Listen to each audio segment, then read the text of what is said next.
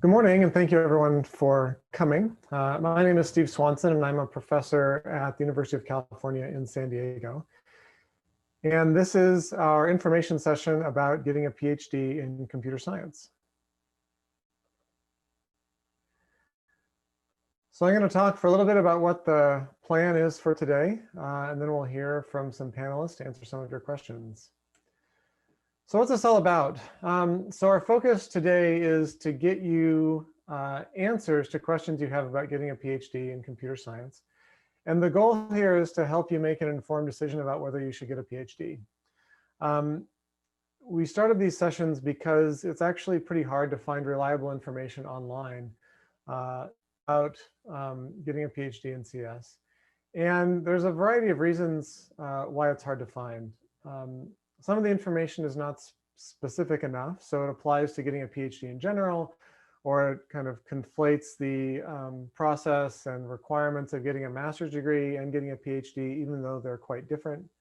And some of the information is also too specific, so it applies to a specific program at a particular school. And that information is very important a little bit further down the line after you've been admitted and you're trying to decide where to go. But when you're trying to make a decision about whether a PhD is the right choice for you, a lot of the information is out of date or wrong or has some other problems with it. There's also some evidence that shows that the kind of best information to get about how to decide whether to get a PhD comes from professors and graduate students who are presently involved in awarding and pursuing PhDs. And so that's the kind of people we have on our panel today. I also want to point out that this is an experiment. So this is the second time we've done this. We did it once last month. So we're still learning and trying to figure out ways to improve these for the future.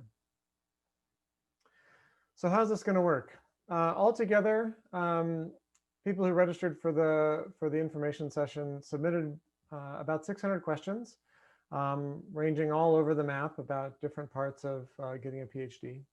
The top 20 or so have been uploaded onto Slido, and you can vote them up using the URL that's on your screen. And we're going to answer them more or less in order of increasing popularity as they get voted up. So pay attention if there's a question you want to see answered and it's not there, ask it and other folks will vote it up, hopefully. And if we don't get to it today, we'll also try to post some written answers to the unanswered questions online after the session is over. So we have a great panel for you today. Unfortunately, we had some video problems and lost the first few minutes of the introductions. I'm Steve Swanson. I'm a professor at UCSD, as I said. We also have Melissa Gimrick, another professor at UCSD, along with Tiana Rossing, who's also a professor here. Then we have 4 graduate students, Utkrisht Rajkumar, Olivia Wang, Derek Jones, and Ariana Marian, who are all graduate students in the PhD program at UCSD. And then the 2 moderators who are going to be helping sort through the questions are Angelique Taylor and Nara Batsail, who are also PhD students. My name is Ariana. I'm a 5th-year PhD candidate at UCSD. My research focus is in security and systems. More specifically, I build systems that collect large data sets to understand where people are messing up with regards to security and how we may be able to provide them better security advice that's actionable. I did my undergrad at the University of Michigan. My undergrad degree was in computer science and engineering. And then I came straight here for my PhD because I had done research experience, knew I liked research, and realized that at least in security, the best way to do research in various roles is to get a PhD. Angelique? Hi, everyone. My name is Angelique Taylor. I'm a 6th-year PhD student here at UCSD, and I work in the healthcare robotics lab. So my research looks at how we can design robots that can work in teams with groups of people. So I leverage machine learning, AI, and computer vision in my work. And I did my undergrad at the University of Missouri, Columbia, and I got my bachelor's in electrical and computer engineering. Yeah, nice to meet you all. And Nara. Hi everyone, my name is Nara. I am 2nd-year PhD student at UCSD at Non-Volatile Systems Lab. I did my undergrad in Seoul, South Korea. And now I'm working at the intersection of the bioinformatics applications and have to apply them using on the non-volatile persistent memory systems. Great. Thank you guys all for coming. So we're going to move on to some questions now. I'm going to quickly answer two very important and very common questions. And the first is, do I need to get a master's degree before I get a PhD? And the answer here is absolutely not. If you don't have a master's degree, you'll usually get one on the way to getting a PhD. So about 2 years in, you'll finish your coursework. And you'll end up satisfying the requirements for the master's degree wherever you do your PhD, and you can fill out a piece of paper and you'll just get one. If you do have a master's degree, you'll finish classwork a little bit quicker during the PhD process. But the most important thing to know is that if you want a PhD, then you should absolutely be applying to the PhD programs instead of to master's programs. And one really important reason for that is the second question that a lot of people had, which is how do you pay for a PhD? And the answer is a little bit surprising, but is totally true, is that in the vast majority of cases, you don't. So you'll have a teaching assistantship or a research assistantship, and that will cover the cost of tuition and also provide a stipend so you can pay rent and buy food and so forth. And this is a big difference between a PhD and a master's program. Master's programs you have to pay. But for a PhD program, in a lot of cases, you probably won't need to incur any additional debt or anything to get a PhD. And so paying for it is, there's trade-offs, obviously, depending on other things you could be doing with your time. But paying for the PhD is often not a big impediment. So those are two very common questions. Now we are going to shift over to the Slido and start taking questions from you guys. And the way this will work, I'll answer a question, and then panelists, you can just speak up if you have something you'd like to share about this question. And we'll start off with this one, which is, what are some of the qualities an ideal candidate for a PhD candidate? Conversely, what might raise a red flag in a candidate's application? So one of the things I always look for is some research experience. And preferably, if that research experience resulted in publications, that's a big plus, in my opinion. We also look at GRE scores and grades, but that's more as a kind of a threshold. If your GRE score is above certain level, you qualify essentially. But I think research is where people can really make a huge difference. I think I would echo that research is important, but I would also encourage, we try to look at research broadly. So if you're from a place where there's not a lot of opportunities for undergraduate research, but you've done some kind of projects with Social Initiative, or you've done cool work on some projects working for a company, those are all really good as well. For one, I'm just looking for evidence that people can work on open-ended problems and kind of get stuff done and build interesting systems. As for red flags, I think, letters of recommendation that don't say very much specific about the applicant aren't great. Statements of purpose where there's not a clear kind of motivation and goal in going to get a PhD are also a little bit worrisome. I think those are the things that stand out. I'd like to add to, so I think red flags, kind of building off of what Steve said, I've seen statements of purpose where people are like, I'm really excited to take more classes, and that's not the point of a PhD. I think really, and at least in the experience with my group, folks are looking to see if you have passion, right? Or stealing what my advisor likes to say, fire in the belly. Like, are you passionate about wanting to do research and solve the open-ended problems? And even if you don't have a ton of experience, that's okay, because everyone has different backgrounds and opportunities. But do you have that passion to want to solve open-ended problems, and where may that passion be? Great. Let's move on to the next question, which is sort of related. What are the weights of different parts of the application, like test scores, grades, letters, statement of purpose, and undergraduate research?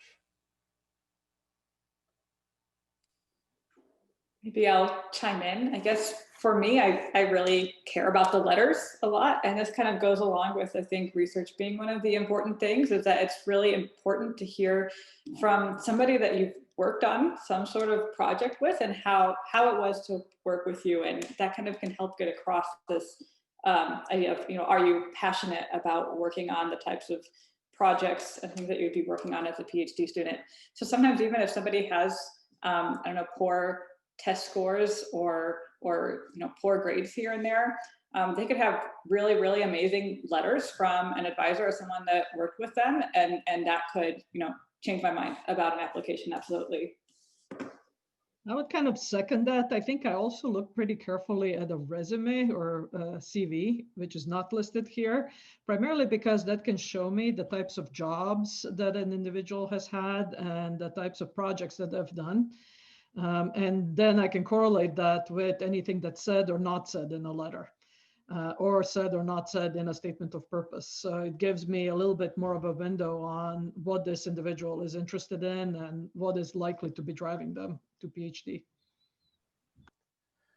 And I think a broader point that comes out a little bit in these answers is that one way that PhD admissions is quite different than admissions for master's or undergraduate is that at a lot of schools, UCSD and at other places, the admissions decisions are actually mostly made by individual faculty. So a faculty will say, I want this person to come and work for me, or to have a, and that means that the weights that apply to these different things are going to vary between different faculty members.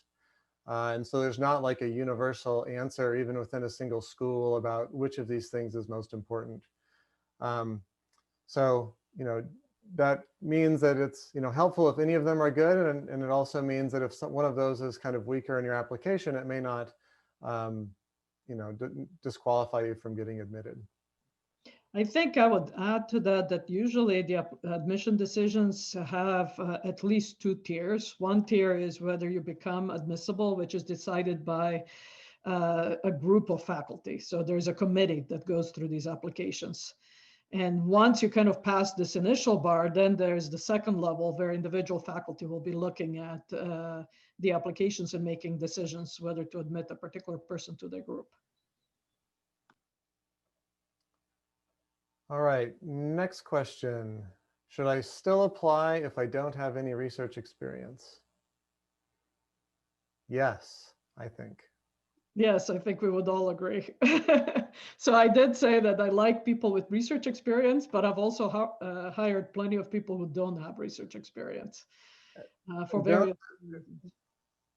I'm gonna say don't disqualify yourself, right? So give the schools a chance to say no. Don't say no preemptively to you getting into a particular program.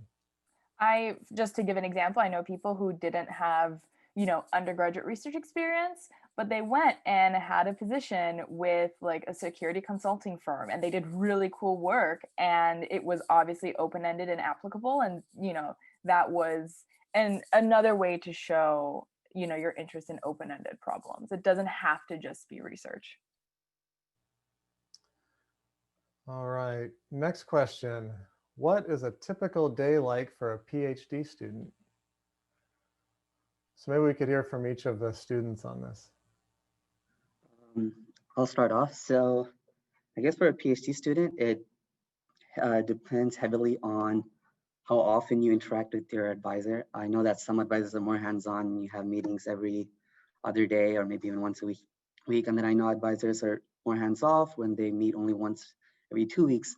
And so for a PhD student, I see a lot of them, wake up at 10 a.m., roll in afternoon and eat breakfast at that time, and then stay until 10 p.m. at night working, even 2 a.m. at night working on a paper or something. And so as far as schedule goes, it's very, very flexible. And sort of the little joys that we really enjoy is all the PhD students are put into the same graduate office. And so You come into work, you chit chat for a bit, you work for a few hours, and then you all go out to eat. And then you come back, chit chat for a bit, and then you stay as long as you want, and then everyone goes home. And so it's very laid back. That's the first thing that comes to mind. Second, it's very, very fun. I can't really think of a better way to describe it than fun, because you're always with your peers. Your professors are no longer, professors, but sort of your colleagues who you go to have discussions with, not necessarily to, not from an undergraduate to a professor standpoint, but rather your colleagues to discuss problems with. And that's really fun. And lastly, just from my personal preference, I have a dog, and I get to bring my dog in every day. At least in UCSD, they allow that policy. And so the graduate offices are nicely accommodated such that you can have a dog bed inside your office, and I can bring in my dog every day. I can take him to class, I can take him to meetings, and yeah, the best word I can describe it is it's a fun day. And I can't really think of any bad days I've had as a PhD student. That is a strong statement. I mean, so I can chime in. I've definitely had some bad days, but overwhelmingly they're positive. So Utkrish mentioned some people wake up after 10. I want to stress the flexibility point, because I'm on the exact opposite. Like I usually wake up around 5:30. I would get into the office at 7, because that's just how my brain works. But yeah, I think for every PhD student, it's slightly different. I think it's safe to say that most students work anywhere from 6 to 10 hours a day. Obviously, if you have a paper deadline, people are putting in more hours. I know myself especially, around paper deadlines, I'm putting in 10 or 11 hours a day.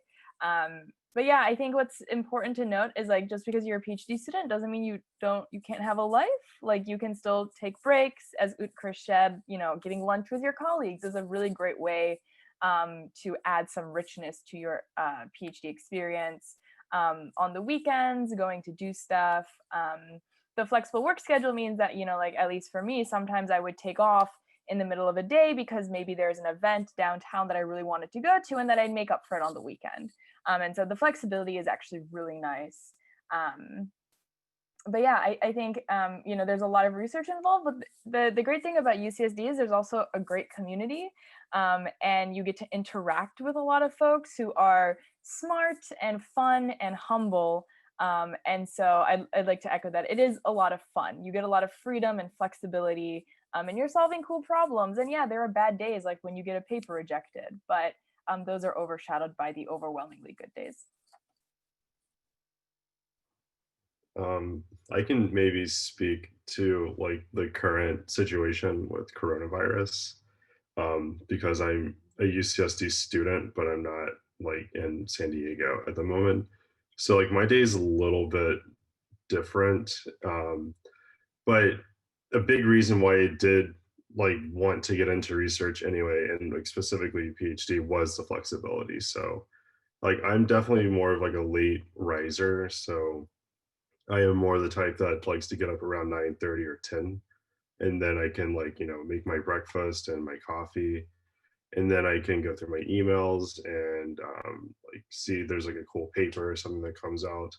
But what I think I have 2 meetings with my advisor and my sub team of the group every week, and then right now I'm taking research credits. So I get to basically spend every day, as long as I want, either reading papers or writing code to try out some new method or something like that.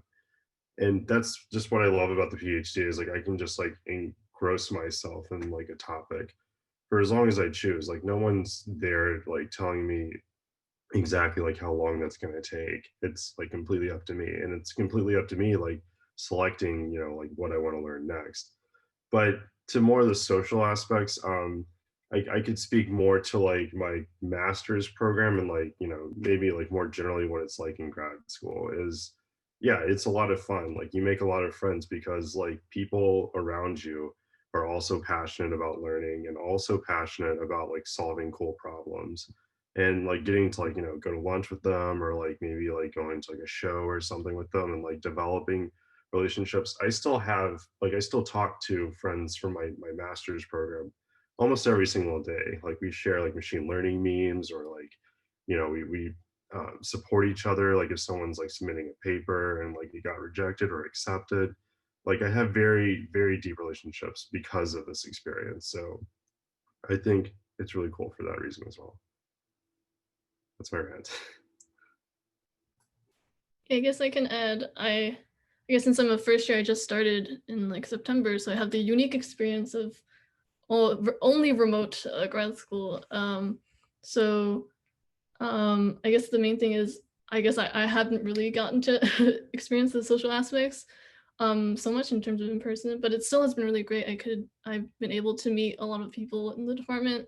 And I think the also nice thing is I get to like meet or like collaborate with like researchers in industry too, just when our like research intersects.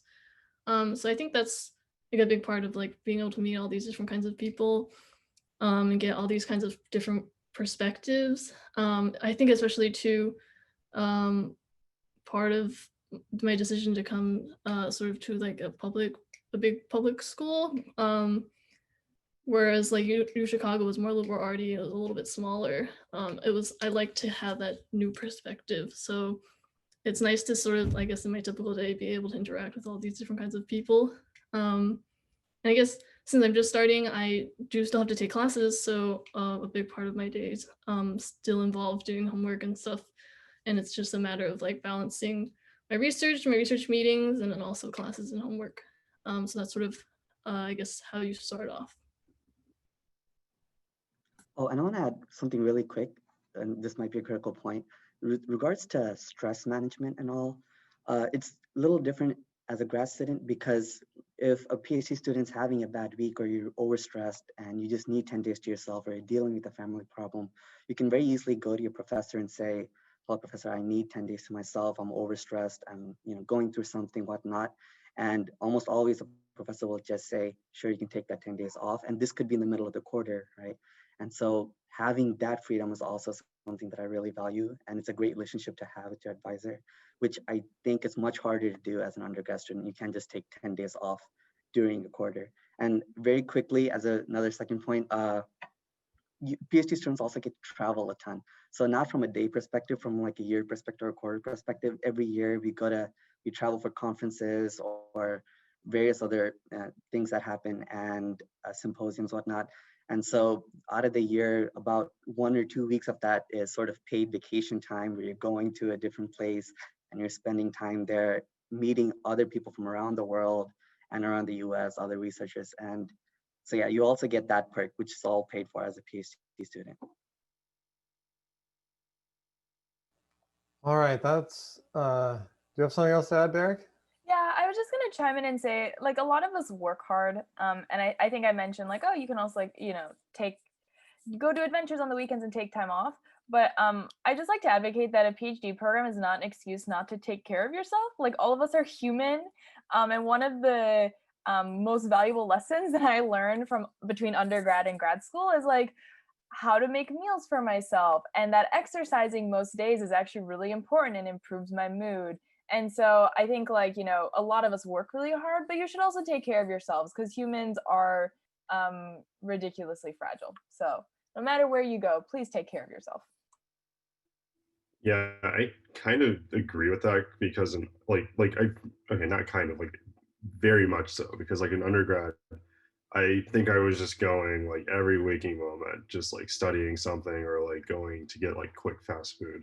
And when I got to grad school, it was kind of weird because I was like, this is supposed to be like so much harder and everything. Like I should be going like even more like every single day. But I was able to actually, like, because I think like the relationships change and the dynamic of the situation changes, like in terms of classes as well as communication with the people that you're working with. Yeah, you can like take moments for yourself and like take care of yourself and eat properly, and it actually makes you more productive, counterintuitively, I guess.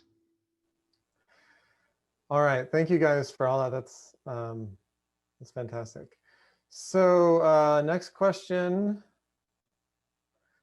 How should an undergrad get more exposure to different research fields if we're not exactly sure what we're specifically interested in or what you want to go into?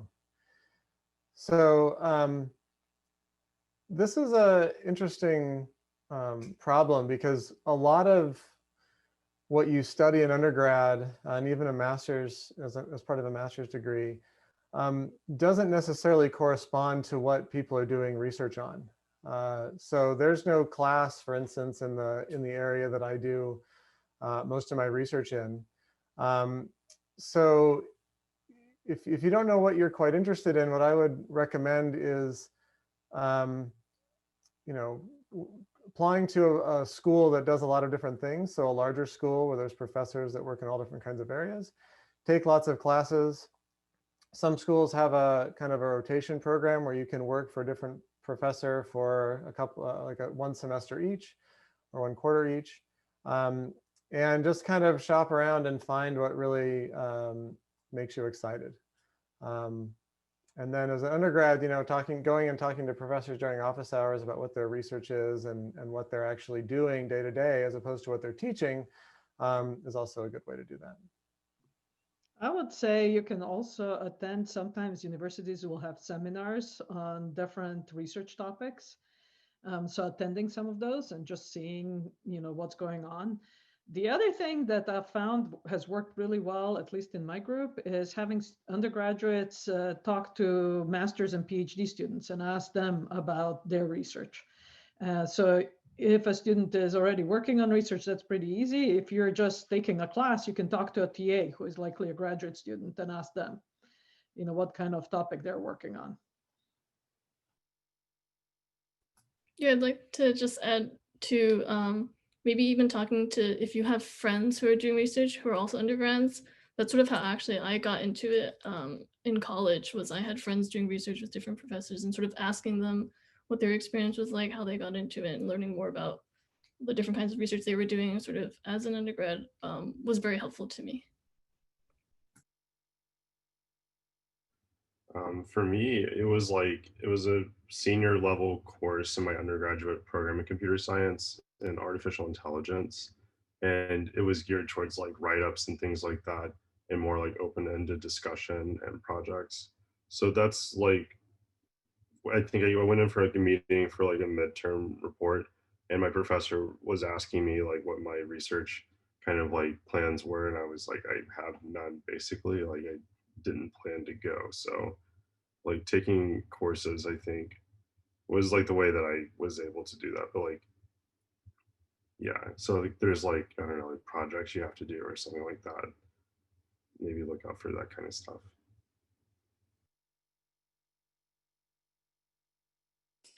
I also say, as an undergrad, I kind of just like hung out at office hours for classes a lot. And that's a good opportunity to talk to your peers or your professors when there's downtime during the office hours and find out what they're up to. And you get kind of a lot of diverse perspectives that way. You can also read magazines that talk about different research topics. That's kind of an easy, or look online for news articles.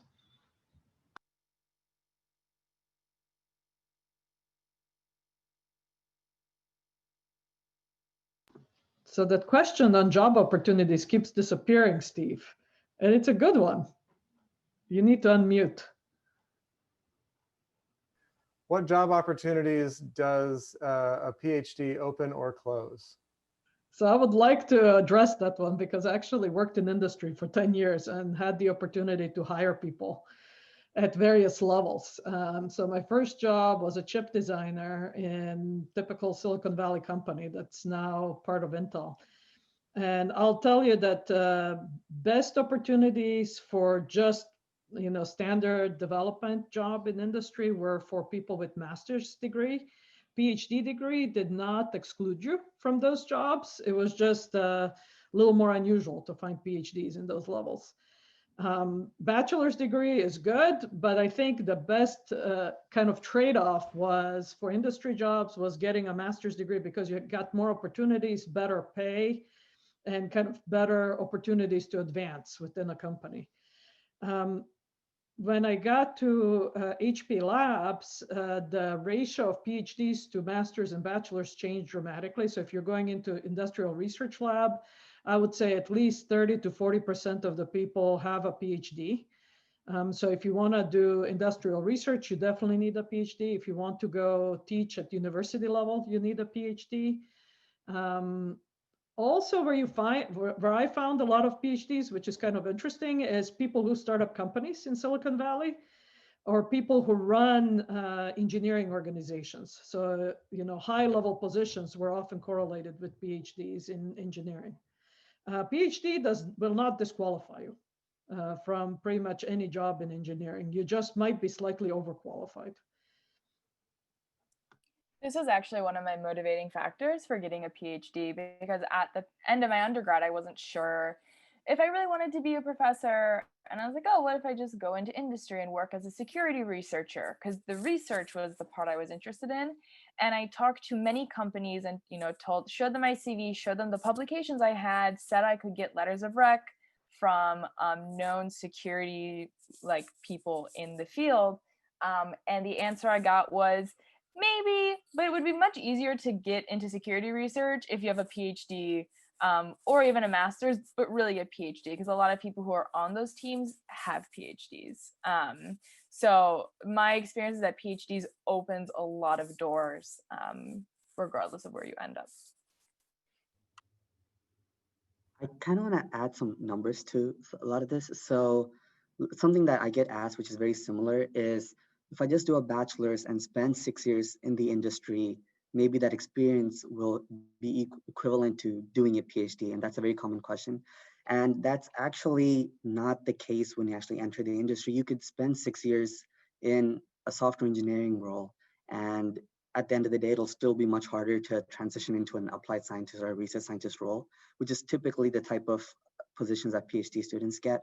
And to add numbers to that, I spent a couple summers at Amazon, and talking to my manager, just a rough breakdown of what the salary looks like, at least at the San Diego branch, if anyone's interested in the financials of it. So an undergrad who's going into a software engineering program, I think you would make well over 100, so 100 to 110. And then my friend who just got hired, finished his master's this year and went to Amazon full-time for a senior software engineering position. I think his base salary was like 135 to 140 with a good 150K in bonus stock options. And then a PhD student, and so some of the new hires who were hired on my team that I was interning for, they had a PhD and their starting salary was about 180 as a base salary, plus about 160K as stock options. And so from a financial perspective also, I think Tahana mentioned how you get higher pay. In different companies, especially for something like deep learning or these other very hot topics at the moment, if you have a PhD, it definitely has a big difference in pay as well. So that's something to consider down the line.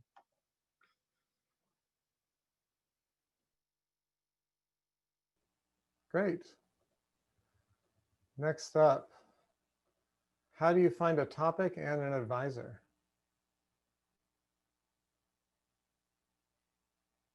So I'll go with the topic. Topic in my group is generally pretty easy to find, because what usually happens with new students, they get paired up with more senior students and they get started working in an area that's of general interest to them. And as a student gets more experience, generally we can figure out jointly as a team what would be a good area for them to specialize in. So usually this is not something that I expect of a student to come up with completely on their own at all. How to find an advisor? Well, what I often tell students who are going into grad school is there are two big things. One is personality of an advisor, how well you would fit in the style and the way that they work, and how do you like, the way that they run their team. And that is important because you're going to spend 4 to 5 years doing a PhD program. So if you're really unhappy with that relationship, that will affect, how well you do in your program. The other big thing is area that you're interested in and that you would like to get jobs in. So you want to look for people who work in that area.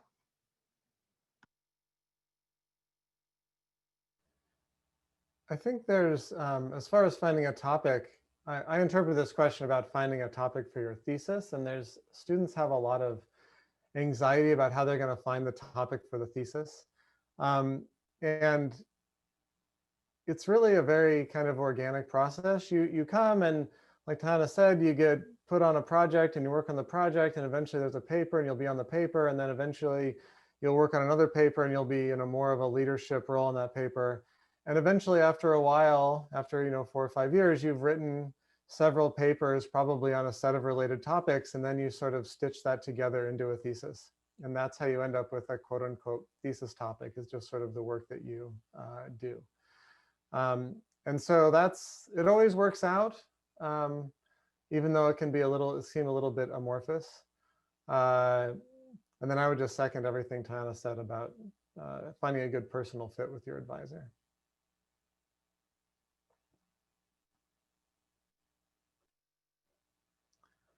All right, next up. How do I know where to apply and where might I get in?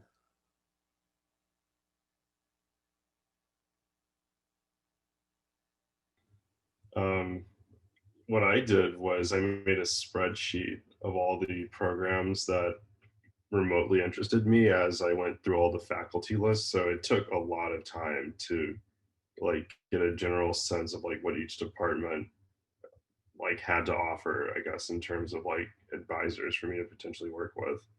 And then you don't have any idea as to where you might get on. I mean, you could have the perfect application, but there's multiples of you also applying, and it just to some extent seems to depend on like almost randomness. So you just kind of have to have plan A, B, C, and etc. And I would actually kind of second that. I find that a lot of people tend to underrepresent themselves. So I would kind of really apply at the range of places, from the top level universities that you would love to go to, all the way to more safe schools that you think you almost certainly will get into. Especially for the master's degree. For PhD, I think it becomes really important to get into as good of a program as you can. So there I would be more liberal at applying to better schools. Yeah, don't worry about the money if you can help it. It's an investment in your future and it's going to pay off. And I'll actually second that, because when I came to America, I literally had $400 for a whole year. So never paid for any school, always got covered by various universities. I mean, I remember to this day when I applied to Stanford, somebody asked me, did you look at how much it costs? And I said, no, because it doesn't matter. I have no money anyway. So either they'll accept me and give me the money, or I'm just not going to go. I wanted to add a quick point. Oh, sorry, go ahead. I was going to say, for some programs where you get directly admitted by the advisor, it definitely doesn't hurt to like email some potential advisors that you're interested in. I've gotten emails from students that are interested in working on some of the topics that we work on. And then I know to go look for their application in the pool of the 800 or 1,000 applications or so that we have. And if I've already had a conversation with you and I'm really interested in working with you, that email can be a big help. Sometimes people will just ignore those emails and never answer, but occasionally they work. So it's worth reaching out to potential advisors. And I would just say there was a question that I saw on the list about, if the professor doesn't reply, should I not apply? Professors are super busy. Lots of people ignore those emails because we get a lot of them. But the people that are interested in bringing students in or active in research, we're looking very carefully at the pool of applicants. So it's very likely that you're going to be seen even if we didn't reply to your email.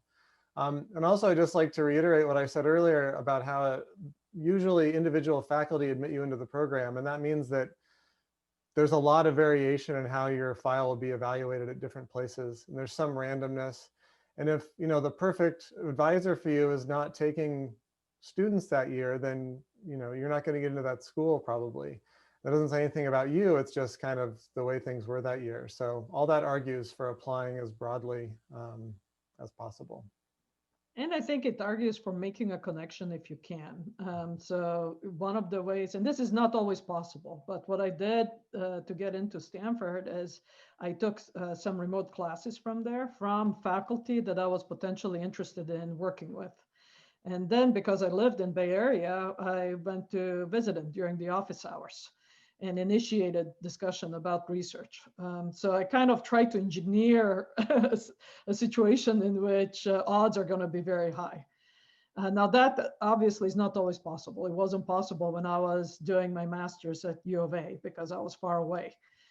So you can send emails and, but, it is true that a lot of faculty don't necessarily read those emails. And I want to mention another avenue of applying. So oftentimes, if you're already doing research as an undergrad, the professor with whom you're doing research with usually has collaborations in other universities. And so when you get a letter of recommendation from your professor saying, hey, I had this undergrad student, if that letter goes to another professor who already has a rapport with the professor you're working with, then that letter will be weighed much more heavily because that professor knows the caliber of the professor you're working with versus a professor that he's never heard of. And so that's something that I've seen often with my peers in undergrad. They did undergrad with the research advisor, with the professor. And then when they applied to grad schools, they applied to grad schools with whom their professor had already worked with. And so those letters of recommendations were weighted very heavily for those professors. And secondly, the professor who you're working with currently, they can tell you, hey, I know this professor in this school is also looking for a PhD student, or you get some sort of inside information that way too, right? So that also really helps. One thing that I messed up on is I applied to a school and I didn't know that professor was going to go on sabbatical. It was nowhere on their website. But had I just talked to a professor asking, hey, do you know what this professor is going to do? Is he accepting or is he not accepting? The professor fully knew, and I just never thought to ask him, hey, should I even apply to this professor or not? So have discussions with your professors in your own school or the professor you're already doing research with, and then see who they're working with, and maybe you can apply there, and that usually increases your chances a little bit. That actually also applies to situation if you're doing undergraduate research on a topic that maybe you don't want to do in grad school. You should still talk to the professor and tell him that you're interested in maybe something different for grad school. That's totally fine.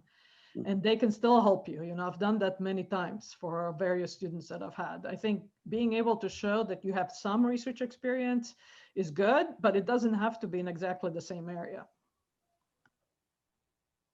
All right. So this next question has shot up the list very quickly. So can the female identifying speakers talk about bro culture that's present in certainly not all, but many CS areas, and how they combat it? So for me, I've experienced all kinds of things because I've been around a little longer than I think most of you. I think having a good sense of humor and not allowing a lot of things to bother me, but is a big thing. But probably the single most important thing is looking for the environment that you're going to go to. This is why I said that picking the right advisor is important. So actually, when I was an undergrad, I had a pretty bad experience with an advisor that, now looking back, I could have easily filed a lawsuit back then. I just didn't know any better. But after that experience, I learned you gotta, meet the people and you gotta ask the students that work with them, what they're like. I also found that a lot of men that I work with are great help. So for example, I was at one of the big conferences, and a couple of faculty that I had collaborated with, that I was good friends with, noticed that one of the industry guys was really hitting on me and just would not leave me alone. So they immediately kind of came by and started up a conversation and, kind of diffused the situation. So I would say, it's not just having other women around. I think it's important having other people around who are willing to help if the situation becomes problematic. Now, having said that, in the last about 15 years, I really haven't had a whole lot of issues. I'm lucky that I'm in a great department where, there are really no problems, at least that I have personally experienced. It's been a very positive working environment for me. And now I've also created a network of women faculty that I'm in touch with, and where we discuss these kinds of questions and address them as needed. And I would say that these kinds of issues don't just apply to female faculty, they apply to anybody who is different than the majority. So if you happen to be underrepresented minority of any kind, you will have issues. And this is true not just in engineering, it's true beyond engineering. So when I was doing my undergrad, I had one of my best friends was African-American guy who was really a very talented student. He had all kinds of issues similar to what I had. Yeah, so culture was very important to me when I was choosing a PhD program because I know it would be 6 years of often high intense work. I was unfortunate to have some bad experiences in my undergrad, and so I wanted to be somewhere where I felt like I could be myself, and that also, if an issue arose, people would have my back. And so I applied to a variety of schools. I was lucky enough to be working with a faculty member in my field who could tell me like, oh, I've heard good things about this group and their culture. This other group, maybe not so much, because he knew my concerns. And so at the visit days, so often with CS PhD programs, pre-pandemic, people would fly you out to visit the school because you're essentially saying, I'm going to work for you for 6 years for very little money. Like the stipend is nice, but it's still not a software engineering salary. And so at the visit days, this was a question on my mind. So I not only talked to potential advisors, but I also talked to their students. And I actually remember reaching out to, like, you know, a lot of advisors will have a list of current students and students who have graduated.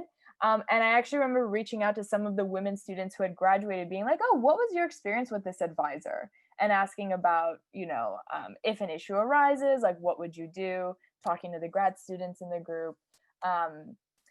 This is a very pervasive problem in all of CS. And for me, the answer was to find an environment that I felt like I could truly be myself, which I feel like I can be at UCSD. But yeah, it is tough. It can be tough. Yeah, I think one thing that I think has helped me a lot is just sort of finding other women in my program or cohort who I can sort of commiserate with sometimes if things do come up, and like sort of like recognizing like sort of the blind spots that some people might have and like being a little bit deaf to it in terms of just sort of like moving on and like, moving forward. So I think that's helped a lot, just sort of having that support behind you. And I would actually second that and also advise you guys to find support from people who are older and ahead of you. I found when I came to UCSD, I had a couple of older female faculty who mentored me and who I could ask honest questions. You know, did this person say this because they think women are incapable, or does he maybe just don't know what he's talking about? You know, did it just come out wrong? You know, because when you're new in a place, you don't know. And having somebody you can ask these kinds of questions is very helpful.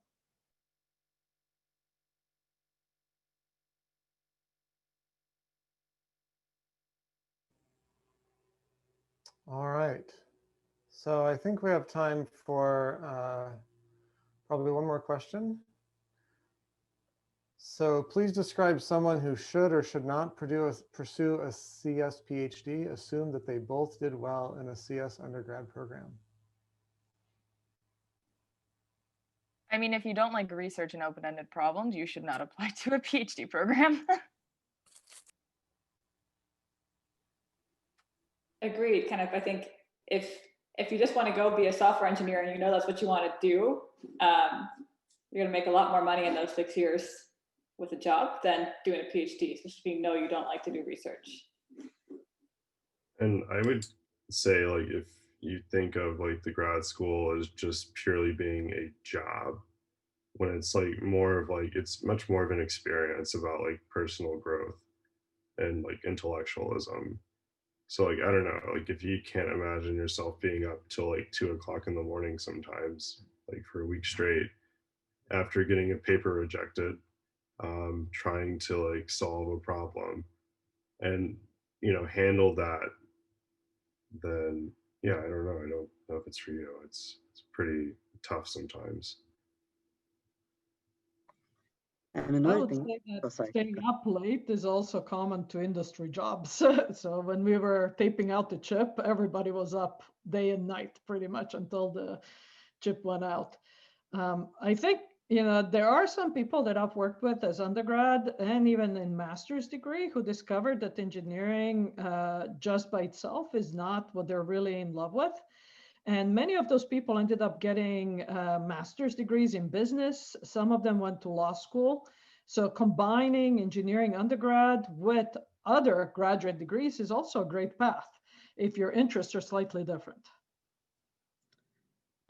And I think academia and PhD in general is very, very entrepreneurial. So you have to read what exists, come up with your problem, sell the problem, work on the problem, and then publish the problem in a convincing way that your peers accept it.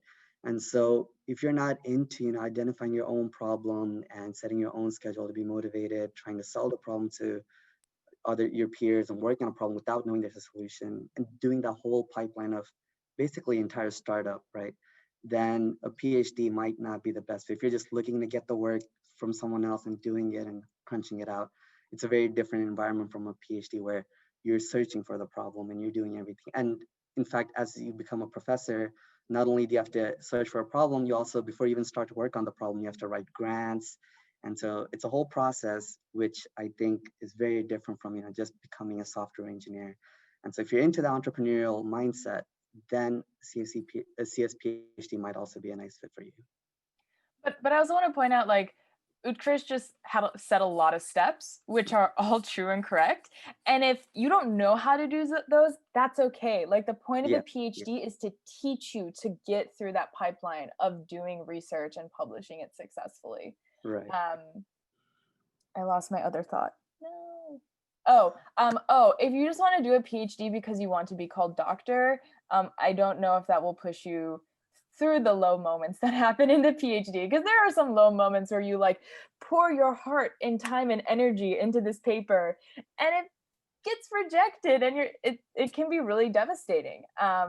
And if you just want it because you want to take more classes or because you want, the doctor honorific, but you don't want to do research, it might not be as rewarding of an experience for you. Yeah, I think I was maybe getting at like your ability to deal with like the limits of your abilities. Like sometimes you can try as hard as you can and it's not enough.